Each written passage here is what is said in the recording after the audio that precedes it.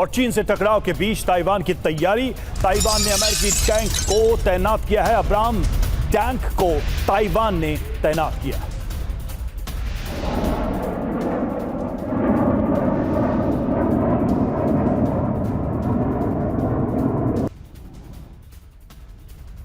और एक और बड़ा डेवलपमेंट हुआ है जिसे नजरअंदाज नहीं किया जा सकता, और वो डेवलपमेंट है यमन के फ्रंट पर। यमन में यूएई और सऊदी अरब के बीच जंगी खतरा बढ़ रहा है। तो ये एक बिल्कुल नया फ्रंट डेवलप होता हुआ हम देख रहे हैं। यूएई समर्थित गुटों को मिले हैं घातक हथियार, और यूएई और सऊदी अरब के बीच तनाव बढ़ता नजर आ रहा है यमन में।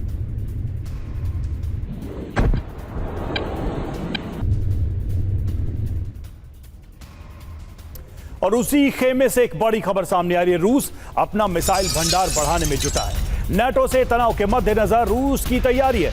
मिसाइलों की रेंज बढ़ाने पर भी पुतिन का फोकस। अमेरिका से ज्यादा मिसाइल चाहता है रूस।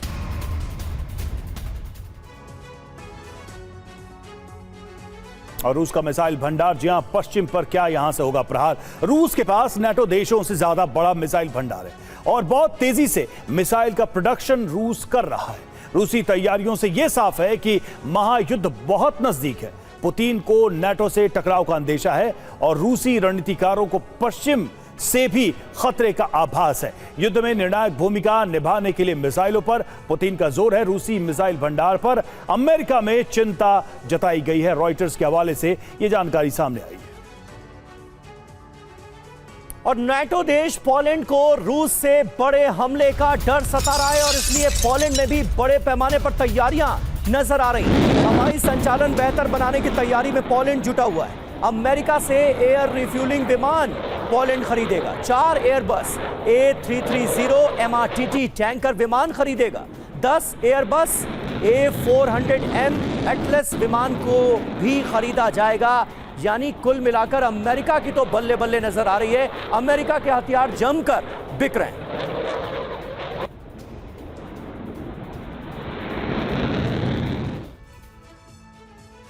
चलिए और अब आपको बताते हैं कि आखिर कैसे पोलैंड युद्ध की तैयारियों में जुटा है और अपनी सेना को मजबूत करने के लिए क्या क्या हथियार खरीद रहा है। तो पोलैंड को रूस से डर है और इसी की वजह से यह बड़ी तैयारी की जा रही है। कैसे हवाई रक्षा के लिए तैयारी है, तो एयरफोर्स के लिए $3.8 बिलियन का सौदा हुआ है और अमेरिका से 48 F-16 लड़ाकू विमान मिलेंगे पोलैंड को। और समुद्री तैयारी क्या है, तो स्वीडन से पनडुब्बियों के लिए MOU साइन हुआ है और अपनी नेवी को और मजबूत करने की तैयारी है। बाल्टिक सागर में सुरक्षा को मजबूत करने की योजना है जिसके तहत यह MOU साइन किया गया है। टैंकों की खरीद, तो दक्षिण कोरिया से K2 टैंक का भी सौदा किया गया है पोलैंड की तरफ से, ताकि टैंकों का जो जखीरा है उसे बढ़ाया जा सके। और $6.7 बिलियन में 180 टैंक खरीद रहा है पोलैंड, ताकि जमीन पर अपनी सेना को और मजबूत कर सके। तो कैप्टन श्याम, कहां तो इस जंग की बुनियाद यह थी कि यूक्रेन को नाटो की सदस्यता दिलाई जाएगी। पूरा यूक्रेन, तकरीबन यूक्रेन पूरा बर्बादी के मुहाने पर बैठा हुआ है। नाटो देशों में इस कदर खतरा है कि अपनी युद्धक तैयारियों को उन्हें मजबूत करना पड़ रहा है। अमेरिका से और ज्यादा हथियार खरीदने पड़ रहे हैं। मतलब अमेरिका की तो चांदी ही चांदी नजर आ रही है। नाटो देशों में खौफ पसरा हुआ है, यूक्रेन बर्बाद हो गया। यह लंबे एक कैलिब्रेटेड लंबे नीति के तहत यह सब हो रहा है। देखिए, आप समझते हैं ना, जब 1407 इतने दिनों तक लड़ाई चल सकती है और रशिया इतना बड़ा कंट्री, एक सुपर पावर है, और उसने यूक्रेन को छोड़ा हुआ है जी। इसका मतलब ये जरूर है कि कहीं ना कहीं रशिया को यह लगता है कि वो अपनी लड़ाई जारी रखे, और अमेरिका के साथ भी उसकी कहीं ना कहीं पैठ चल रही है, क्योंकि आर्म्स का सेल लगातार चल रहा है। यूक्रेन स्कॉर्च अर्थ हो चुका है। यूक्रेन कभी भी रशिया ले सकता है। तो पोलैंड नेक्स्ट डिफेंसिव पोस्चरिंग में पोलैंड आता है, जो लैंड यूरोप का वही है, इसलिए पोलैंड को वो मजबूत कर रहे हैं। जर्मनी अपनी नीति की तरफ बिल्कुल।